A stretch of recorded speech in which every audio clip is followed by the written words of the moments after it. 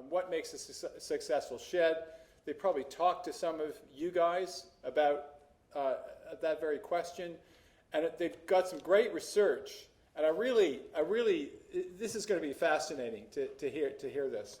So, so Pete is a professor of clinical psychology at the School of Population Health and the Enable Institute at Curtin University.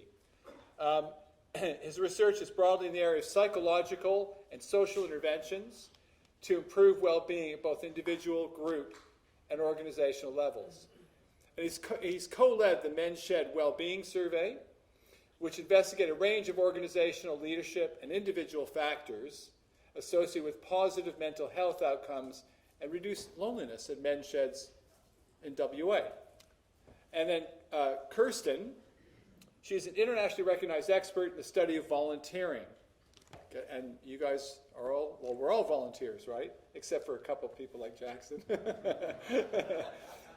But Jackson, you're also a volunteer. I know how much work you put in, man. You're a volunteer as well. So Kirsten's an internationally recognized expert in the study of volunteering, particularly in events, leisure, sport, and tourism contexts. Her most recent book is The Routledge Handbook of Volunteering in Events, Sport, and Tourism from 2021. Kirsten has taught at universities in Australia and the UK and conducted research projects across 15 countries. So we have two very, very qualified people to talk to us about what makes a successful shed. And I'd like to welcome Pete and Kirsten.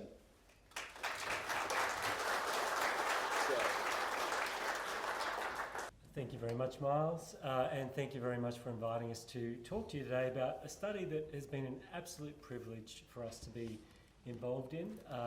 We first met Jackson and James 2021, just post the worst of the kind of pandemic year. And James and Jackson posed to us a challenge, really, is to help them understand what makes a thriving shed. That was the question they came to us with. So together we talked about ways that we thought we could answer that question.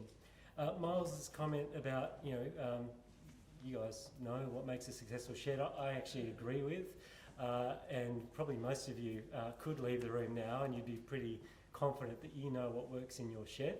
And so really the findings that we're going to be talking about today, they're your findings. They reflect what you're already doing, but hopefully help to provide a bit of a framework that will enable you to celebrate your achievements and the impact you're having on members and the community more broadly, but also help you to assess the different aspects of what makes a thriving shed that your specific shed is doing really well in already, but aspects that you think you could maybe work on to improve even further. Without further ado, we'll get started. We will first start by acknowledging that we are meeting on Wajak Noongar Budja and pay our respects to elders past, present and emerging.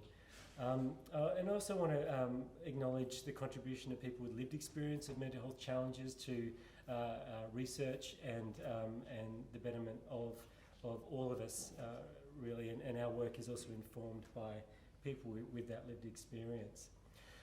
There's going to be a bit of involvement from the floor, and I think based on my experience, there aren't too many shrinking violets in the Men's Shed movement, so we're looking forward to some active participation. And we're going to start with a question that I think you probably already know the answer to pretty well.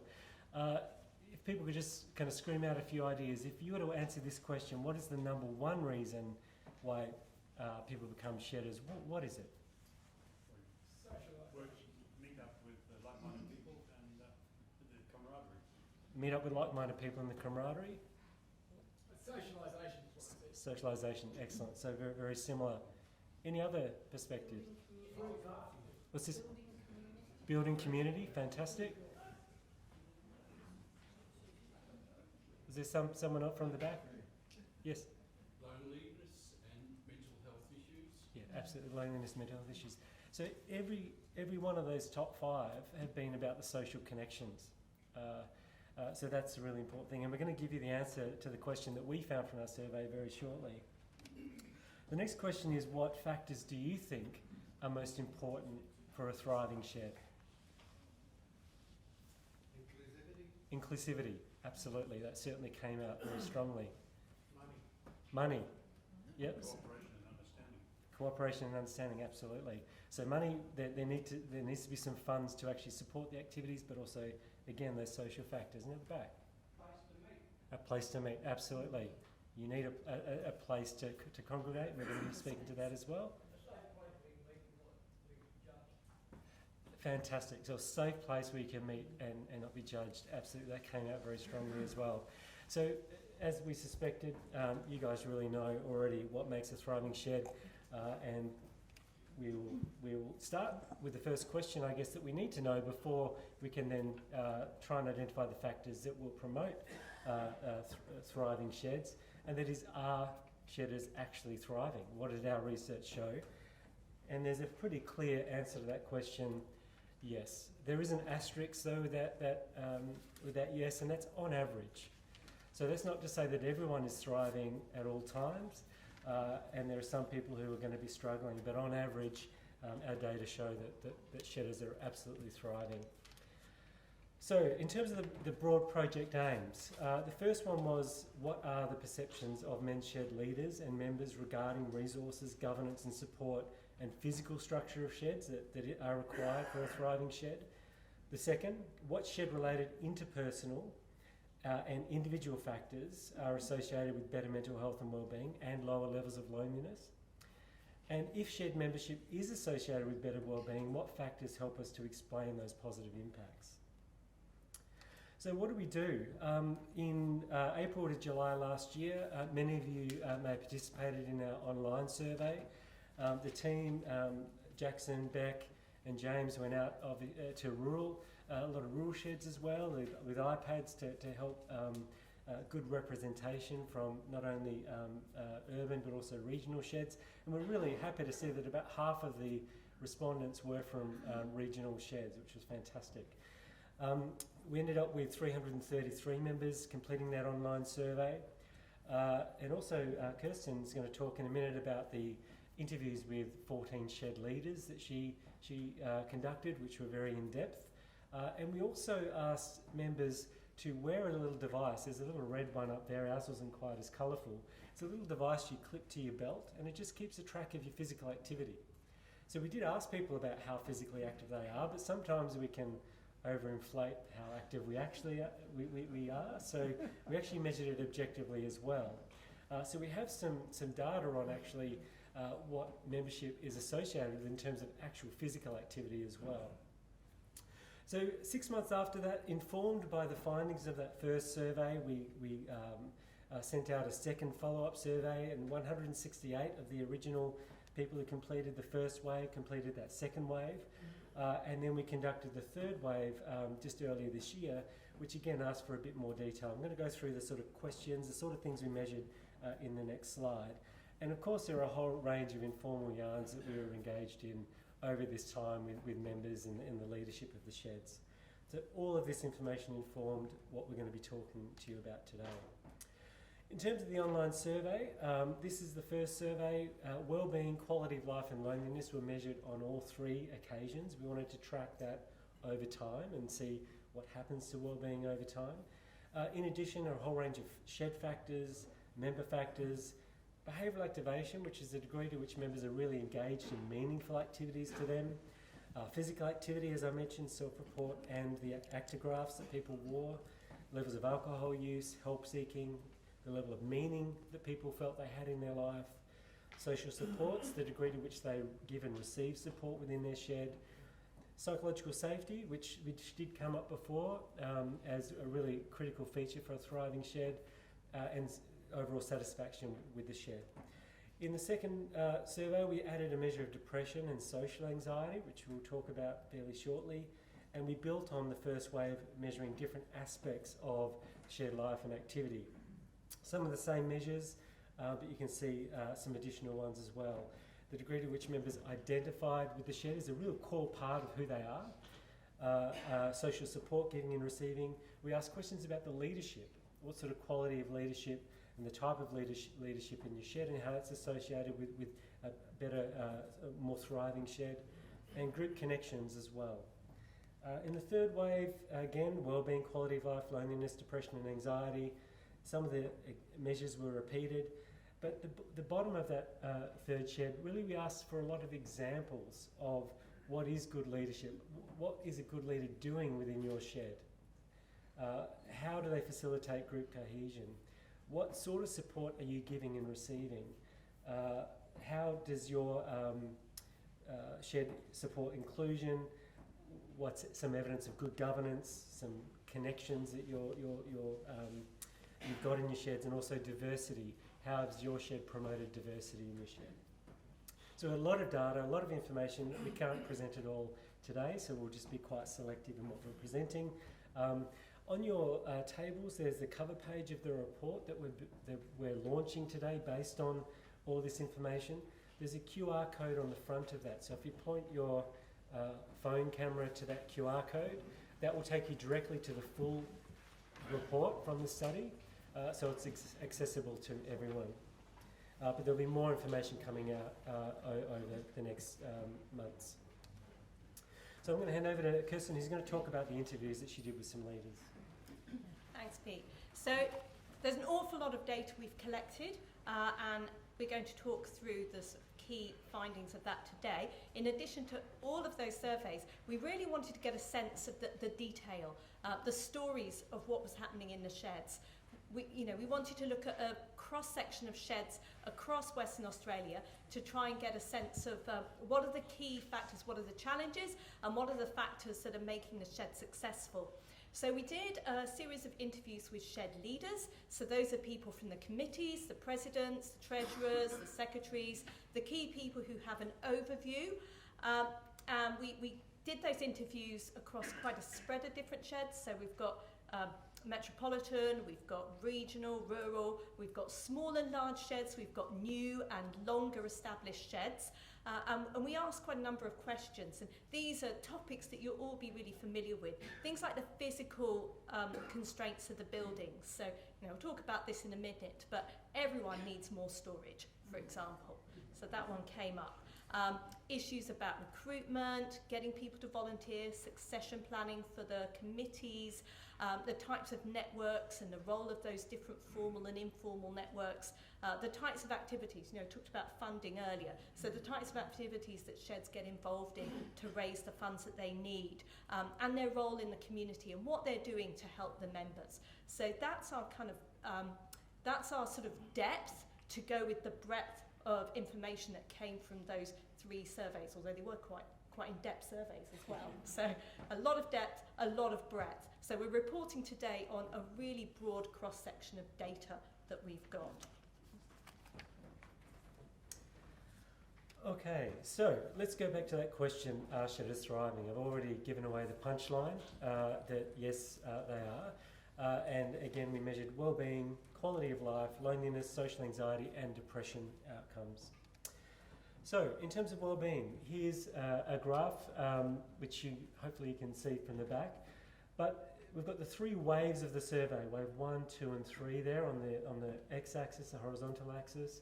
The blue bars are the men's shed's average scores on that measure of well-being. The measure of well-being measured the 5 things in the top right there. So how cheerful and in good spirits do you feel, how calm and relaxed, how active and vigorous, how fresh and rested, and how much of your day is filled with things of interest.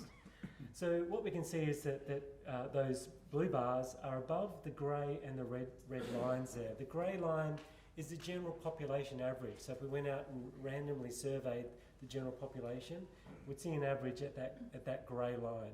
So you can see men's sheds are above the general population average of well-being, and well above the red line, which is when depression may be a problem. So that's the sort of average score on this scale for people who are experiencing depression. So on average, really high level of well-being, which is fantastic. These are your outcomes, so it's great to see. Health-related quality of life. This measures difficulties with mobility, difficulties with self-care, difficulties engaging in the usual activities, experience of pain and discomfort and anxiety and depression. And again, we can see the blue bars are very similar. Those differences are really, really tiny between the grey line, which is actually the general population mean for people who are 65 to 74, and the black line is for the general population 75 plus. So you can see in the third wave it was a bit higher, but very close to those general population means. Now I guess in terms of this measure, we wouldn't necessarily expect men's sheds to have a strong impact on pain or discomfort, those sort of factors. So it's maybe not surprising that they're not above the norms, but we're certainly in the ballpark of those general population norms. Loneliness. So again, men's sheds members are the blue bars, and for this one we want to be well below the bars if we can. And we've got there the grey line is the general population survey for men who are 20 to 29 years of age. So their levels of loneliness are actually higher on average than men who are 60 to 65 in the general population. And you can see men's sheds are a bit below that in terms of average levels of loneliness. It is important to point out though that about 13% of shedders did report feeling lonely some of the time, or often or always feeling lonely. There's about 3 or 4% said often or always. So there are shed members who are still experiencing significant levels of loneliness, and the involvement in the shed is likely to be particularly important and protective for people who are experiencing that loneliness outside the shed. Social anxiety is really driven by a fear of negative evaluation from others. So people who are high in social anxiety tend to be quite introverted, can be quite anxious, can be very, very sensitive to interpersonal conflict, and will tend to avoid conflict at all costs, and very fearful that that might be directed towards themselves. So highly sensitive individuals. And these are the people who, if they sense that they are being evaluated negatively by others, they're likely to never come back again, or likely to remove themselves very quickly. So it comes back to that point about the need for that safe environment for people who are high in social anxiety. You can see on average, men's sheds members are very, very low on social anxiety. So lots of more extroverted or people who aren't particularly interpersonally sensitive in that way were well below the grey line, which is the general population average, and well below the line that would indicate problematic levels of social anxiety. But still, there are about 5 to 6% of shedders who are at that significant level. So I think it's really important that members are aware that there are going to be people amongst them, and you won't necessarily know who they are. They may be the quieter, more introverted members, but you may not know. There are some very extroverted appearing people who still are very, very socially anxious and sensitive. So it's just really important to be aware of that. In terms of the general population, I was part of the National Survey of Mental Health and Wellbeing, and we found a similar proportion of people, about 4.2% in any 12-month period would experience significant social anxiety, and about 8 to 8.5% of people in their lifetime will experience significant social anxiety. So just something to be aware of, but on average, the movement's doing very well in terms of social anxiety. And then the last mental health outcome that we're going to report on is depression. And again, you can see the news is really great on average, that very, very low levels of depression on average in the membership, below the general population average, and well below that problematic level of depression where it's likely to impact negatively on people's lives. But still, 6 to 7.2% of shedders did report a depression level in that depressed range. So again, all of your sheds, if you have 100 members, then 6 or 7 of your members at any point in time are likely to be struggling with significant depressed mood. So it's really important to be aware of, and we'll come back to that a little bit later in terms of how that might manifest in the shed and signs to potentially be aware of. Okay, so now that we know that on average shedders are really thriving, we're going to move on to talk about the factors that we found in the study to help support thriving sheds. So here's the thriving shed model. It's in the report for those of you who access it. And we distilled all the data we got from the interviews and from the surveys into these 8 factors. Now, some of these factors in your shed are going to be going great guns and are not going to really necessarily need to do anything different in those areas, but other areas you might identify that more work really could be done in your shed. So the first one is mateship that we'll talk about, team psychological safety, the various shed factors Kirsten will talk about, as well as the strong partnerships, good and supported leadership, good governance, diverse membership and diverse activities are the 8 factors in the model that we wanted to talk about. So let's start with mateship. When we asked you the question, why do people join men's sheds? The answers were overwhelmingly about those connections and the mateship. And that's what we found. So when we listed these 4 reasons and we asked people to rank them, what's the most important reason you joined the shed or you're a member of the shed? Mateship was the most frequently ranked first item. Shed activities was second, supporting others and contributing to the community were all important. What we found in the data, we looked at these factors and their relationship to the outcomes. We found that the larger the network of close friends that people had within the shed, so the members who said, I've got more really close friends in the shed, they tended to attend more regularly and they were members for longer. They reported giving more support, generosity, which was talked about in the presentation this morning, giving more support to others, but also receiving more support from others within their shed. They reported high levels of well-being, lower levels of loneliness, and lower levels of depression. So really facilitating these close friendships, not just acquaintances, but friends that people felt they could contact really if they needed more support, were associated with all these really great outcomes. Greater involvement in the shed. So Bree, I want to introduce Bree, my Master of Research student, our student actually, we're both co-supervising her. She's been looking at the number of activities that people are involved in and their relationship to outcomes. And we found that the more activities people are involved in, regardless of which activities they were, they just reported that they are involved in more things in their shed, then they reported having a higher meaning in life. That is a clearer and more satisfying purpose in their lives. So just turning up may not be enough, and Bree's research has found that the frequency with which you attend and the duration of your attendance isn't really enough to have these outcomes. You really need to engage in a diverse number of activities to get the most benefit from your membership.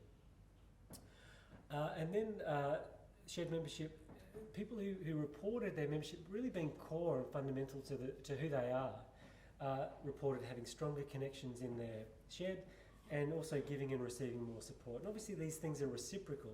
The more you give, the more generosity we show, then the more we get back, the more we feel part of it, the longer we stick around and the more we identify as part of the shed. And Alex Haslam tomorrow will probably, I don't know if Alex is in the room, here he is down here, we'll talk about social identity tomorrow, I imagine, in his talk, as well as some of the leadership factors that we'll be talking about a little later. So in terms of opportunities, I've talked a bit about social anxiety, and we certainly found that, and Bree's found this in her research, people who report high levels of social anxiety tend to be involved in fewer activities, don't identify with the shed as closely, and experience high levels of loneliness. So people who are shyer, who are more introverted, may need a lot more support, a lot more of that generosity that Rob was talking about earlier, to really feel part of it and identify with the shed early on. We were chatting to Kurt in the break from the showground shed, and he was talking about all the wonderful ways the showground shed really embraces those early members to give them support, and that may be particularly people who do tend to be more introverted. The most common way of finding out about sheds in our survey was through friends. So people who are already well networked tend to be more likely to hear about sheds and engage with them. So there may be a bit of a missed opportunity of finding people who aren't already engaged socially and bringing them into the movement. And only 6% of people who responded to our survey said that their shed was at capacity. So there does seem to be a lot of capacity for growth across the movement. Members should be encouraged to get involved in as many activities as possible, to build those connections. We've already talked about socially anxious members, and higher support for those new members may increase engagement and retention. So we're going to throw a question to you about any particularly effective or innovative ways that your shed has helped to promote mateship and this level of support or safe environment. Maybe just one idea from the floor. I think one of the most valuable ways that we create sociability of the shed is via our morning teas. Yeah. We're open 3 days a week, 10:30. Everybody shuts down whatever it is they're doing, and we gather to have tea and biscuits or cake or whatever. We find that that's the best way to not only gain some knowledge of our members, but also of new members wanting to join. We always invite prospective members to come in. Best time to come down, morning tea. We can give you a tour and introduce you to other members who may be able to offer assistance in that regard. Fantastic. Thanks. Excellent idea. It certainly came out very strongly in our work that, a bit of a clap for that. It came out very strongly in our work that that's a really fundamental and really critical part of the activity. And I know that some sheds have it in their guidelines that there must be a certain amount of time allocated every day for that social engagement. So fantastic. I'm from the Bunbury shed, and I feel that higher support for new members may increase engagement and retention. I think that is most important. I found that sometimes we see a new member, they stand around like a sold bottle of piss, and then you don't see them again because we failed to encourage them and to entertain them or whatever. We might move on to the second factor, which is team psychological safety, which again was touched on in the feedback. Now, we define team psychological safety in a very specific way. The measure that we used assessed these items, and I'll read them out in case people can't read them from where they're sitting. If you make a mistake, so in your shed, to what degree are these statements true? If you make a mistake, it's not held against you by the other shed members. Shed members accept people's differences. It's easy to ask shed members for help. Shed members feel able to bring up problems and tough issues. It's safe to take risks in the shed by trying something new. No one in the shed deliberately acts in a way that undermines others. And when working with other shed members, members' unique skills and talents are utilised. So when we're talking about the relationship between team psychological safety and the other factors, this is what we're talking about. This is the psychological safety we're talking about. And we found very strong relationships between high levels of psychological safety in sheds and people attending more regularly. And certainly the yarns we've had with shed leaders, not having this seems to be one of the primary drivers of membership churn or not attendance. So, and we certainly found that in our data. High psychological safety, people attend more regularly, they engage in more activities, they establish more close men's sheds friends, they report having a higher meaning in life, higher well-being and higher quality of life, and lower loneliness. So it's a critical factor that really needs to be fostered. Leaders play a key role in ensuring psychological safety. We found a very strong relationship between the sort of leadership that we're going to be talking about shortly and people feeling safe in the environment, but all members play a role. It's not only up to the leaders, all members need to be fostering this type of psychological safety.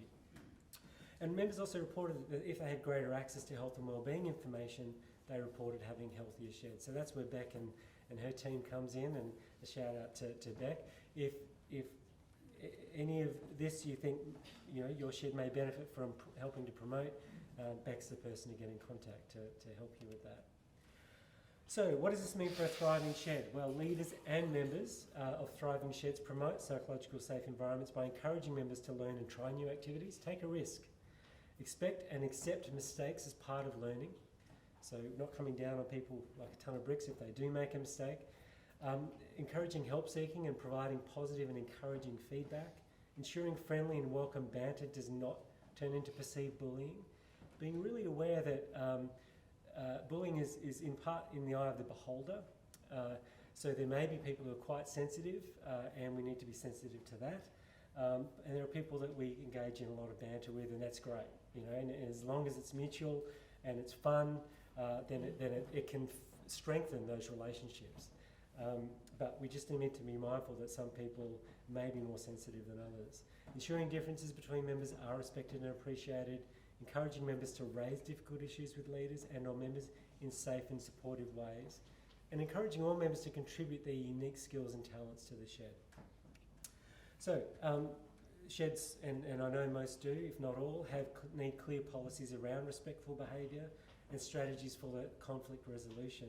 That's not only for the members but also the leaders, and leaders need to be have those guidelines to fall back on, so they don't feel like all the responsibility is on them to always mediate or to do it on their own. Members who feel valued and supported will be more highly engaged in your shed. And just a note that sometimes mental health challenges can masquerade as bad behaviour or irritable behaviour.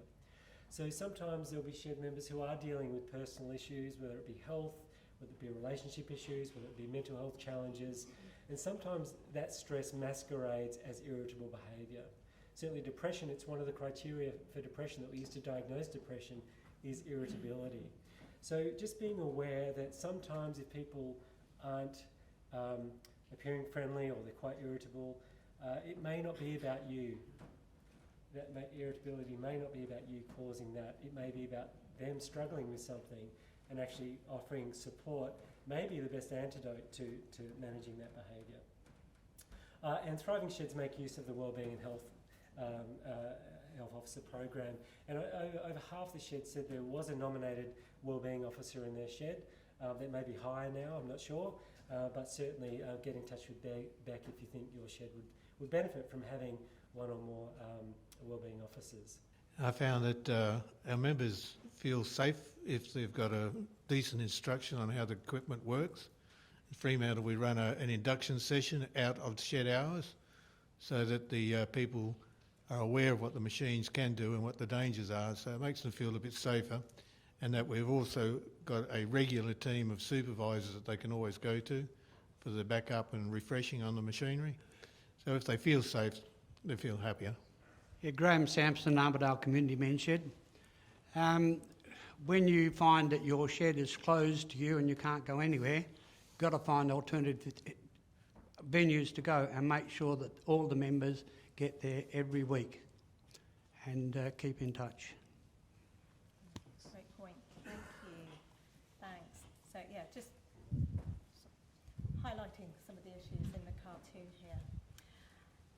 Okay, so right at the start when we talked about what makes a thriving shed, one of you talked about the importance of the shed as a physical space. It is a physical space that you come together, and there are a number of factors that we identified in our data that we pulled together under shed factors, which is the third part of our thriving shed model.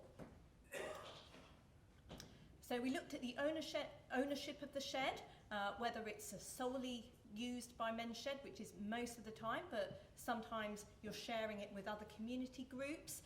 Sometimes you have more autonomy over what can happen at your shed and what changes you can make depending on who owns it. We looked at the access to the shed. How often are the sheds open? And they open across a number of days, on average 4 days a week and 23 hours more. And part of that is constrained by having to have someone to supervise. You know, we've just talked about safety in the sheds and the importance of that. So that was one of the constraining factors, because you're going to have one or two people at any time to supervise and make sure that people are safe. We looked at some of the constraints on the activities that you're doing in the shed. We looked at shed size, and in particular, one of the questions I asked in the interviews wasn't so much, I mean, we talked about the physical size of the shed, but one of the key things that I wanted to know was how many shedders can you accommodate at any time doing activities? Because I thought that was a really important measure, because you know, depending on the activities you're doing, you need a certain amount of space in order to do that. So that was really telling. We looked at how you might share the space with other organisations, particularly on the days when the shed isn't open. and so another organisation might come in and use, you know, an office space, or they might use the kitchen. And probably the biggest issue that came up was storage space, was having the space not just to do the activities, but to store the woodwork, the equipment, the materials, and often, as you know, your sheds will get donations, and you have to decide, can you take those donations in? Have you got somewhere you can store them? We also talked about layout as well, so I've got this quote here about the sheds getting too small, and we talked about funding from Lottery West earlier on, and having to build another shed because we just haven't got the space in our existing shed. And we did talk to a number of sheds that this wasn't their first building, the one that they're in now. So having to expand, having to move somewhere else where you would have the space for your activities and your storage.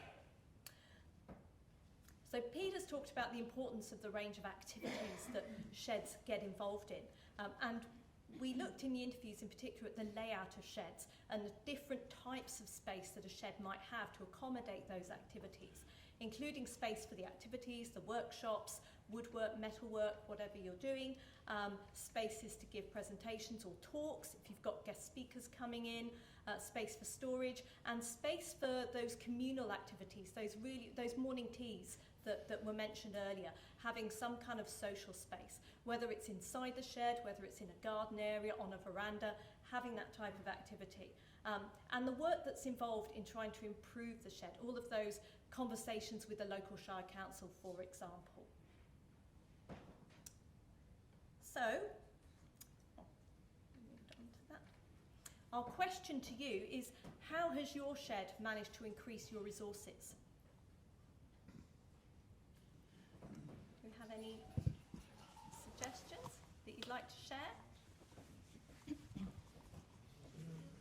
Or are you all looking for some additional tips on how to do this? No,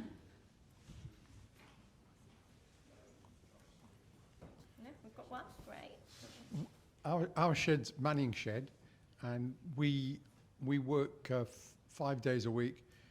The way we could extend that is to work in the afternoons, perhaps Saturday afternoon, something like that. I can't think of anything else we could do because we are constrained by the size of the property. Yeah, that was quite a key factor that came out. And already 5 days a week, so you're already... Thank you. The issue of storage space is a big one for us. We have a fairly small shed. We operate similarly. We have it 7 days a week, 24 hours a day if we want.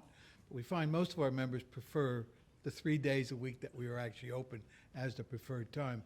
In terms of additional storage space, fortunately, we're a hill shed, and a number of our members own rather large sheds on their own property, and a number of them have offered us to use their extra spaces to store this excess material. Again, that's the sort of cooperation we get within membership. Yeah, so that's important. So sort of leveraging the opportunities through the membership. An analysis of attendance at our shed shows that 9 out of every 10 visits is because an event is being held, an event of some kind. That's what attracts people to our shed. So we've increased our resources, particularly in the human way, by having a large number of subgroups at our shed, each of them responsible for a different activity area. They organize autonomously their own events, activities, presentations, inductions, etc.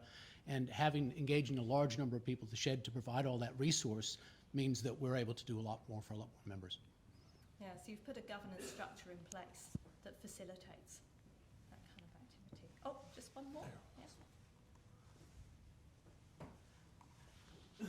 Gidgegannup Men's Shed has only just started, and so we're only in temporary accommodation, and so we've been having a lot of constraints and things like that. So we're just trying to get things organised. But one of the things that someone mentioned to me is, membership is one of our resources, and trying to encourage younger people into the sheds And I was told by someone that he went to his shed and was told, oh no, we're not open during the evenings or on Saturday. And so because he works, he can't attend the shed. And so, you know, I think it's something that the sheds need to think about.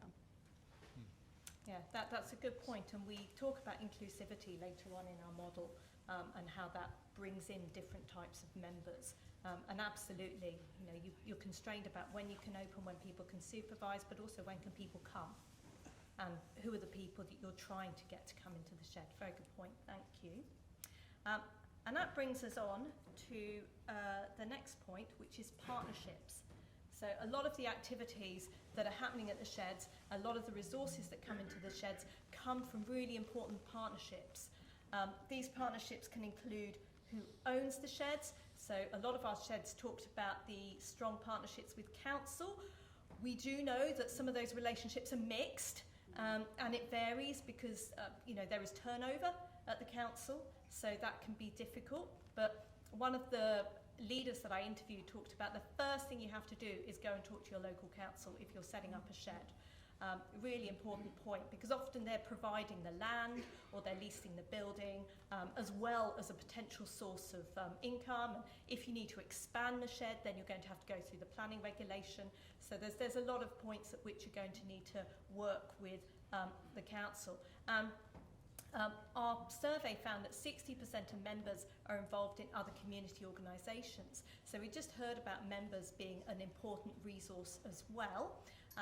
And we were talking earlier, Pete, about how those kind of networks across different associations, and that we've got people in the shed who are really highly networked into the community across different associations like Rotary and Country Women's Association, other types of associations in your area. And they have all sorts of resources that can come together. And some of the origin stories that we heard about new sheds and how they were established, it was often a Rotary group or similar who said, right, we're going to set up a men's shed. We're going to get together. So those networks are really important. And also the stories about sheds working together and sharing ideas and sharing resources. Again, especially as sheds were starting out. So this for me was a really important quote from our data. I think it's the most important part of a shed is being integrated into the community. And some of the examples that came out of the interviews were sheds that were really a community hub. You know, they were hosting different groups, they were running different activities, they had a really pivotal role in their community beyond just the members. So we found that really, really valuable.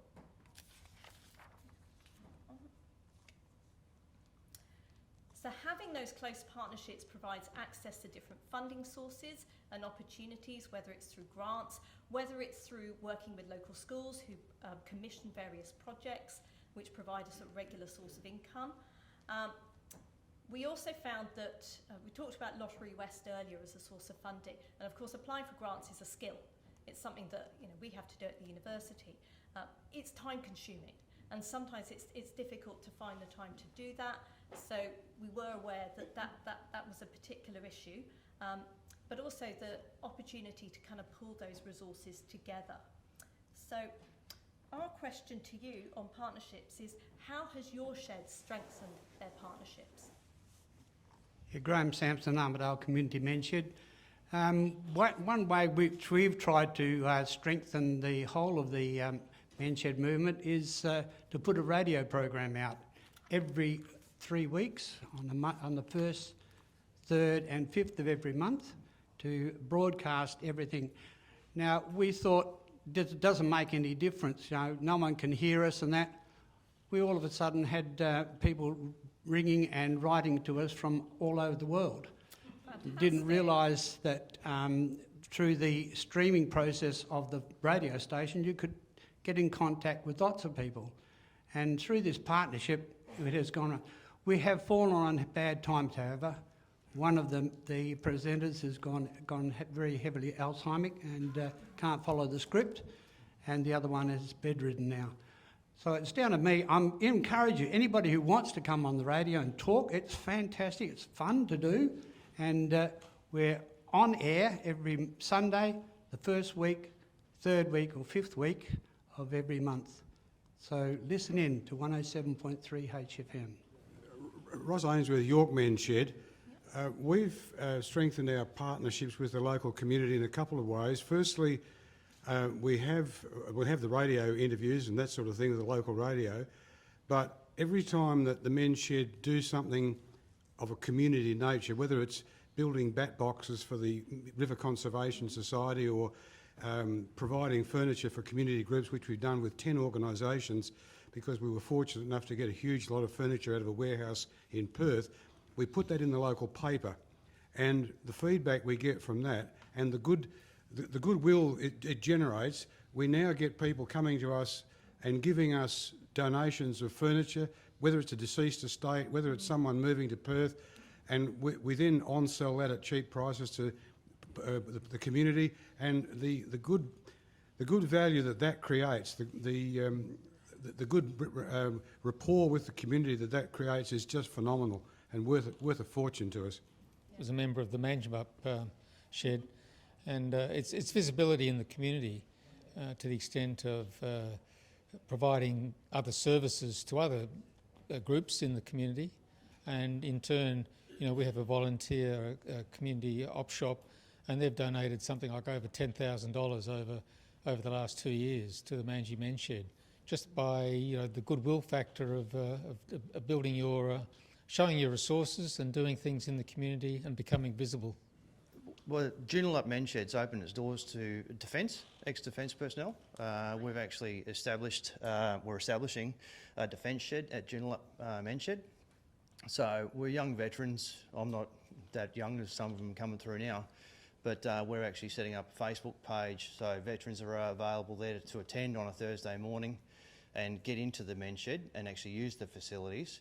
We'll actually come together as defence personnel, ex-veterans and defence personnel, and also emergency responders. So that's the start. Great. And it gives us men's shed access to different funding as well through DVA. That's great. And I really love all the different media, radio, local newspaper, Facebook, that kind of multimedia, different ways of kind of having a presence. So we're going to move on now to leadership, our fifth point, and I'm going to hand to Pete.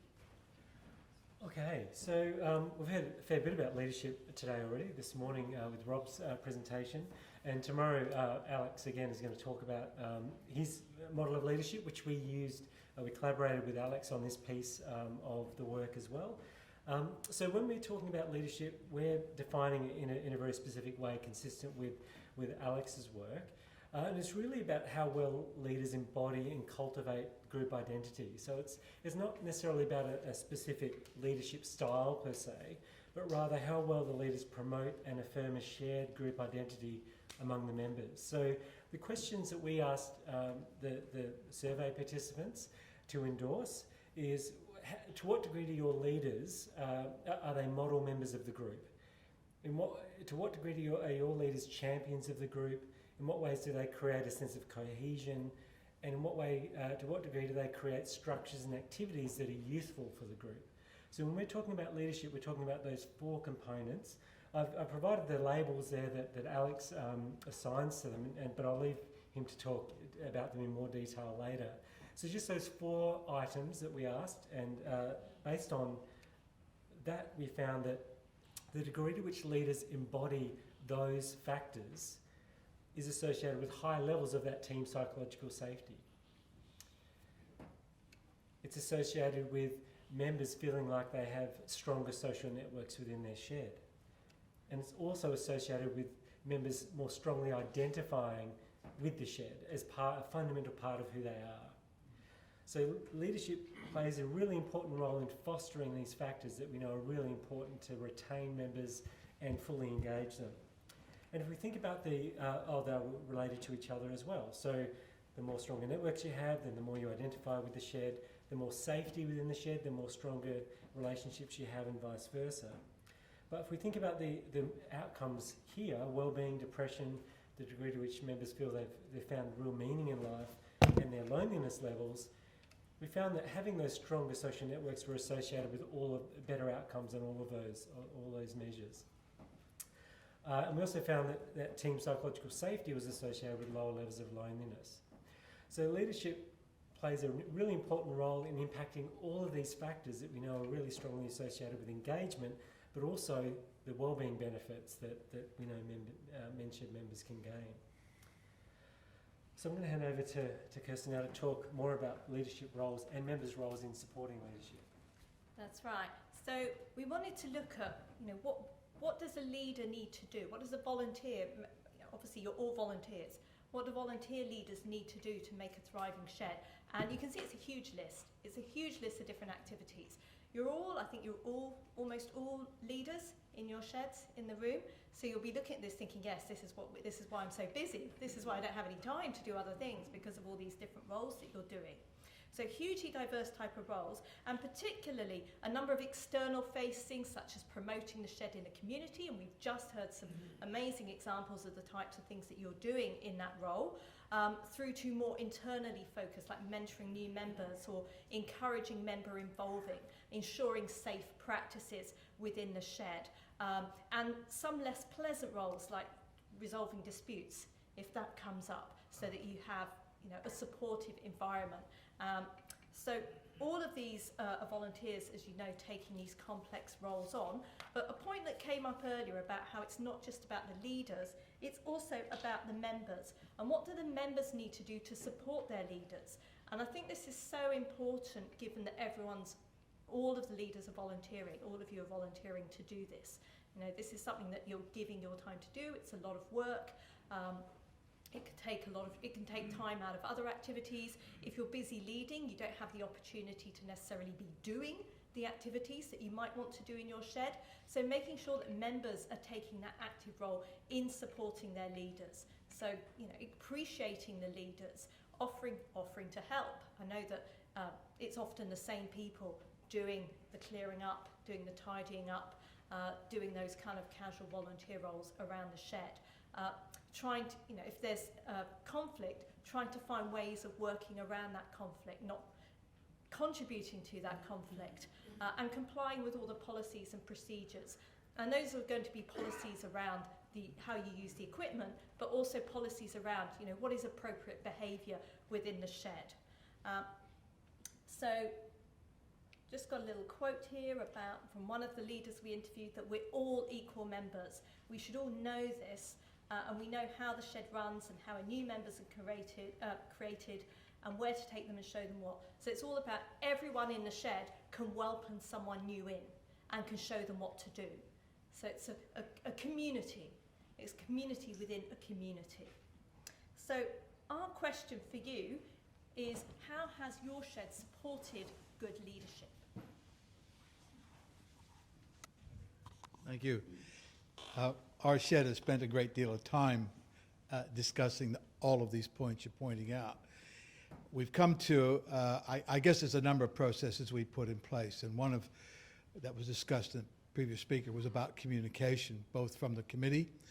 The committee itself has been elected by the membership, and the expectation, they need to manage the operation of the shed to make sure it runs smoothly. But that feedback from membership is important, so that we know where things are maybe not operating properly, or maybe they're working well. We want to know that.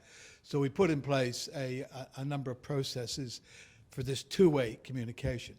We have I think it's eight members elected to our committee, and we've assigned roles to each one under our management plan, so that we don't have multiple people doing the same job and then not other jobs being done. That's another process that we've put in place to ensure that we get the best value. Whilst the committee can only do so much, there's an expectation from the membership that their role is also to take some leadership role, whether it's helping someone else, welcoming someone else, or just bringing to the attention that a machine has failed, that it needs to be fixed, and not sitting idle. So this is the process we put in place. It all hinges on a management position, a management policy we put in place, which lays out where these responsibilities. My role is treasurer, but I'm also the grants officer, for instance, and also the community liaison, mainly because of my involvement with local government previously. President leads the thing, he's the spokesman. We have a secretary who does secretarial work, but is also our media person. So we just try to divide up the roles and then report once a month what we've been doing. Thank you. Great, thank you very much. I'm just going to cap it here because I know we could clearly we could talk about leadership for the rest of the day, and we've got a number of other topics to cover. But I think this is really important here, that good leadership involves everyone in the shed, not just the people in formal roles. And I think this is what's coming out from the comments that you're making, is that you've got to have your members involved, you've got to have the people in formal roles, and then you've got people taking on informal roles. And this is why I like this quote so much, because it was saying that everyone could be a leader within the shed. So I think that's really important. Now, hopefully this for us, we've separated out leadership by the people, the leaders, and the governance, the processes that are put in place, which support that. So our next point is about the governance. So that's beyond just the individual leaders, but it's about the processes, procedures and policies that are put in place and operated within the shed, which a series of different presidents, for example, would come in and operate in that context. So what we found is that 80% of the members are satisfied with the governance, so the policies and procedures. So that's really good. So generally, people thought the governance was well done. So I think that's really important. And importantly as well, that members felt they could contribute, that they were able to have some input into what was going on, whether that may be through a formal process, through meetings, regular meetings, or whether that's through just chatting to people while they're coming in. So we thought that was really important. But we also wanted to highlight the burden of governance and the burden of leadership. And this is maybe why it's so important to try and spread that leadership across different members. So those types of procedural roles are often undertaken by a very small number of the members. I'm sure this is a very familiar story, was that at the AGM, when the positions come up each year and you need to nominate, there's not usually a fight for people wanting to take on these roles. That's what we found. So, and often it's the same people taking on the same role or swapping around. I was the treasurer, now I'm the secretary, next year I'll be the president, moving those roles around. So there's only a small number. And we talked about, but when we were looking at the data, we were looking about how we can involve members even when they aren't very keen to volunteer.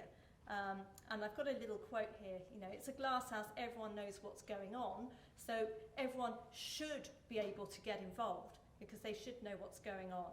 So that was some of the challenge. And then, some of these tasks can be quite big. You look at all the governance tasks, the importance of keeping minutes, having records of all the financial transactions. Some of you have talked about the grants that you're applying for. So there's quite a lot of paperwork and activities involved in trying to keep this running. So that adds to that burden of governance. So what does this mean for a thriving shed? So we talked about how can you deal with that burden of governance. So the previous point, leadership, was about how the leaders, the members, everybody's involved in leadership, and everyone's involved in ensuring a thriving shed. And that comes through to governance as well, about how decisions are made and the importance of involving the membership, but the members also have to be willing to get involved. So trying to sort of bring those two elements together. Talking about the importance of policies around what's appropriate behaviour, as well as from a safety point of view, but also from a sort of mateship, how should people act when they're in the shed, and the need that not only having those policies, but members need to help out. They need to follow those policies when they're there. We also looked at how to increase the proportion of members willing to volunteer, and that was a challenge, so I'm looking forward to some suggestions when I ask you the question in a moment. And there was a bit of a debate around how to sort of share that burden of governance and different approaches. So, for example, have a larger committee, so you've got more people who can take that on, but then that can slow down decision making because you've got more people who've got opinions and views on how things should happen. So that kind of trade-off between how do we share that burden, but how do we keep it feasible? How do we get things done and make decisions?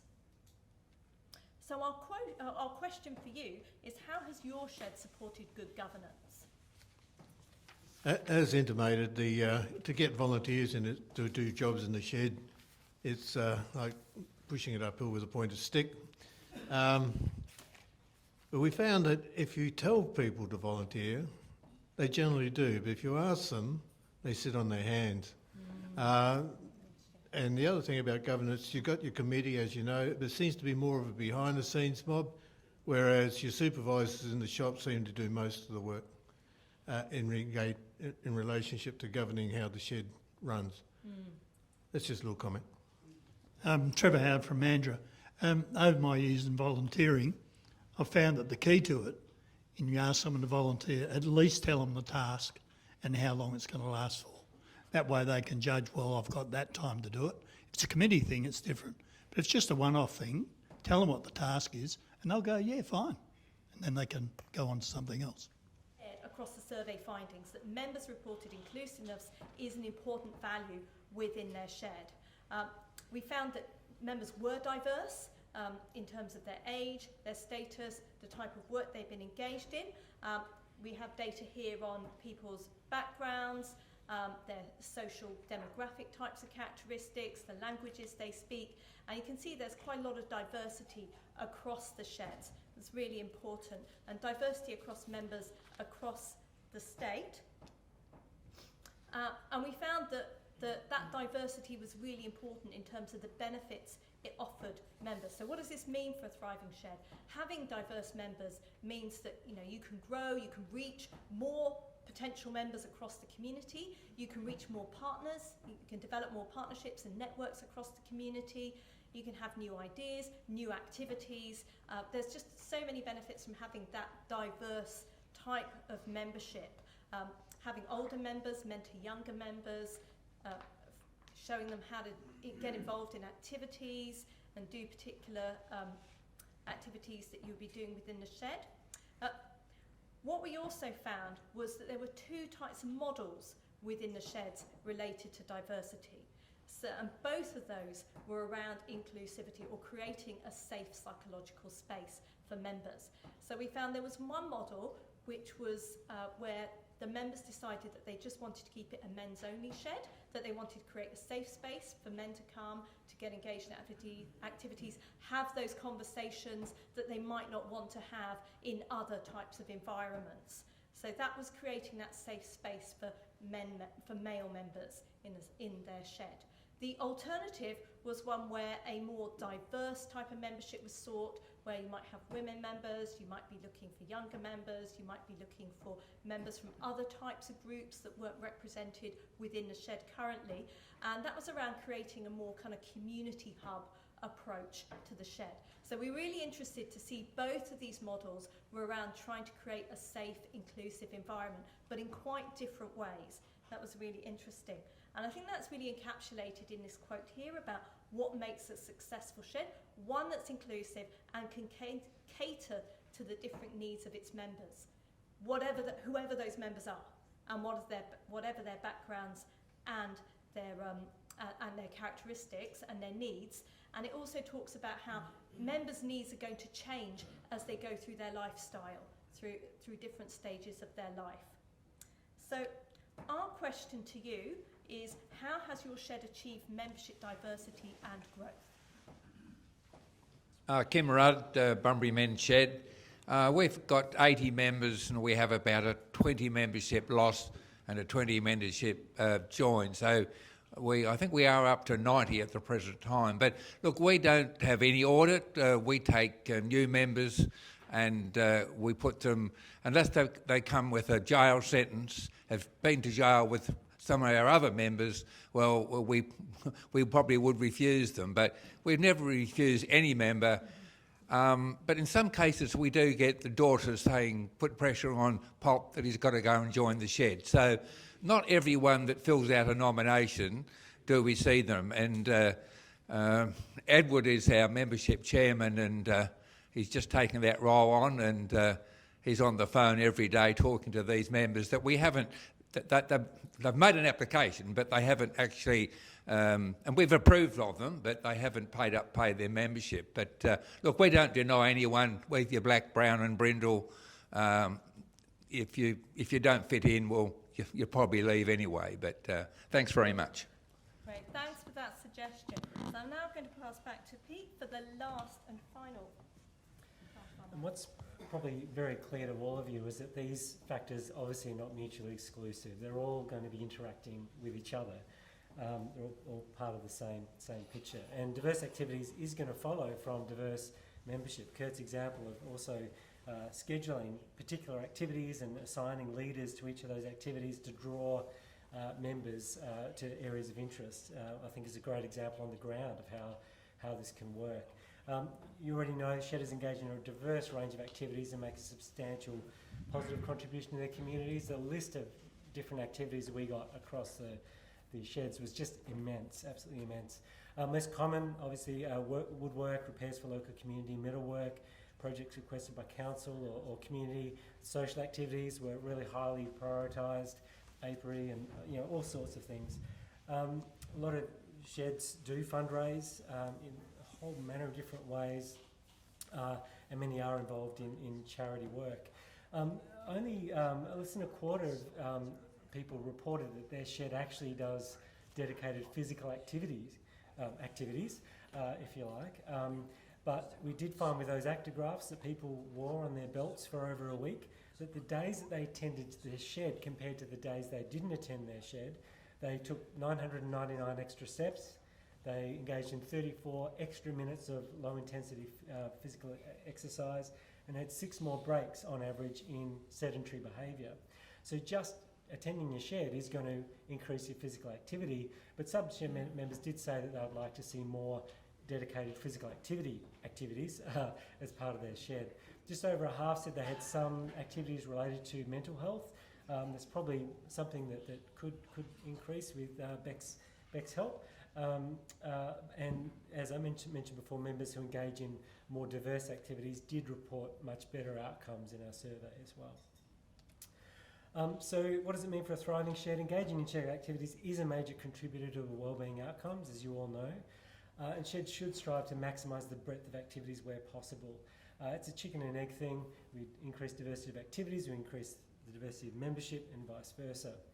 And encourage members to use their skills and talents to lead those new activities.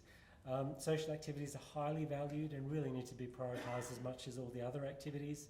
And as we learnt from our question about what drives a thriving shed, I think 5 or 6 of the comments were directly about those social connections.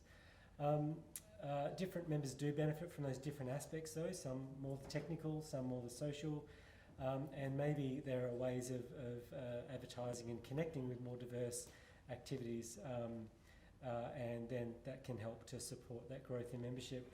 Maybe that a lot of the community do see men's sheds as primarily woodworking and metalworking or a limited array of activities. They don't have the insight into that breadth of activities as well that they may be interested in getting involved in. So that really is most of what we wanted to talk about today. As I said, there's a lot more data and a lot more information that will come out in due course, but that's a fairly high-level overview of the factors that we identified as being critical of supporting a thriving shed. Congratulations on your outcomes that you've fostered in your communities. It's really, really outstanding what you've achieved. In our experience of the leadership of men's sheds, you guys are in great hands as well. James, Jackson and Beck are outstanding leaders, as we heard from Richard at the beginning of the day, the way Jackson approached him. That's how we've found the organisation from all the leaders and members we've spoken to as well. We can really admire the impact that you're having on your community, so congratulations. And we hope that this model and these ideas will help you to focus on various dimensions that you can promote to keep your sheds thriving. In a lot of these areas, your individual sheds may be doing a lot of great things and are likely to be already, but if there are particular pockets that you've identified that maybe there's some work to do in each of them, hopefully that's helpful to you. So we'll stop there, and I'm not sure how much time we have, Miles. There's no rush. Sorry? There's no rush. No rush? Okay. We got the 10-minute call about 20 minutes ago, so we've kind of been moving things forward, but we can open it now for any comments or questions with the time we have left. Do you want to have one or two questions first? Or? Yeah. So I just had one brief comment to make that really links together many aspects of your fabulous research, which I'll look forward to poring over in more depth over a long cup of tea. What we have found at our shed is that the more activities you have, the more members you will get. And the more members you get, the more volunteers will emerge from their ranks to help you run the shed. I'm Graham Rankin. I'm from Melville Community Man Shed. No official role there, just a member. But I'm also actively involved in trying to get another shed up and running. And I think a lot of the things you've said today are making a lot more sense in terms of which way we go. My question is, in the context of the research you've done, as you say, you've got a thriving shed model. How translatable is that to planning a shed? Our hope is very translatable. Our discussions with James, and James can speak to that as well, was that this model would help guide the principles and processes that you may need to focus on to really get a kickstart and get your shed thriving sooner rather than later. But I'll hand over to James to talk, because I'm really interested in, as the leader, what he takes from the work we've done together and how he translates it into operationally on the ground. This is a nice segue in, I think, to the vote of thanks. To answer the question, I think the work starts here. I think Curtin have done a fabulous job in getting us to this point, and when we sat down in 2021, I think it was, and we talked about what this might look like, it was really to shape the understanding that we have of sheds, and we're in a very privileged position that we go into sheds on a weekly basis and we see the benefit and we see how it impacts people's lives and we see the value that it brings to communities. But it's very hard to share that to the outside world. It's very hard to share that in a neat way with new and developing sheds, and it's hard to kind of translate the good feels that you get within a shed into policy and guidance, guidelines, practice. So our work now is to take the research and to put that embed that into the work of Men's Sheds WA, to have a better understanding about how we can support sheds, new and developing sheds alike, and how we can help the existing sheds. I had an interesting conversation on Thursday last week, which was from Food Bank as an agency that was wanting to support a shed that is struggling with its rent and its tenure with its landlord, and they wanted to lobby on behalf of that shed and to say, we'll get involved and we'll support them, but do you have any evidence that shows what a thriving shed might look like? And funnily enough, we do. And we've had lots of those conversations over the time that I've been involved in Men's Sheds WA and the team. This will be an incredibly important piece of work, not just for the sheds directly, but it will help us have conversations with local government, state government, federal government on it's not a yes or no, do we support sheds anymore? It should be, how best do we support sheds? And when we want to see sheds thrive in the community, what are the key ingredients that we need to support to help those sheds thrive? So I think, as I said, this is where the work starts for the team, really. So just to kind of bring the morning to the close, just wanted to say a personal thanks, because I think this has been a great journey to be involved in.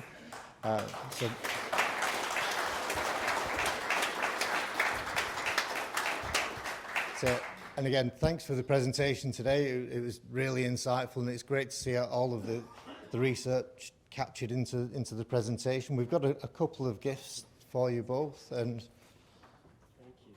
And which and the thanks goes again to Professor Peter McEvoy, Professor Kirsten Holmes, to Brianna and the rest of the team at Curtin, and to Professor Haslam's input into the research as well. So once again, hopefully you'll see this as the starting point of the work continuing. So thanks again.